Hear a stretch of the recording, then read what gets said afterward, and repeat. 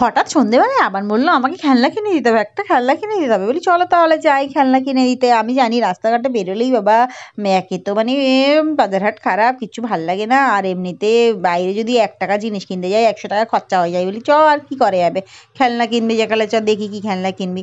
তো আমরা বেরিয়ে পড়লাম খেলনা কেনার উদ্দেশ্যে।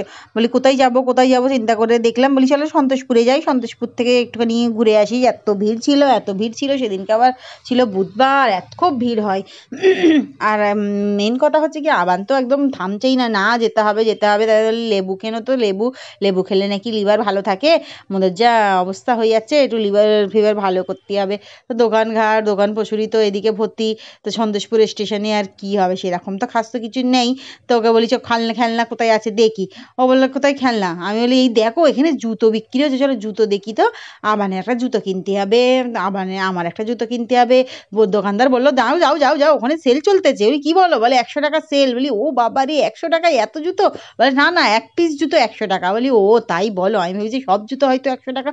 না রে বাবা, আমরা কি পাগল নাকি? তাই তো বলি তাই ভালো, দেখি দেখি যদি পছন্দ হয় তাহলে নিয়ে নেবো। 100 টাকা করে সেল, আবার কি কি চাইবো, জুতো আবার কি হবে, অনেক রকম জুতো ছিল।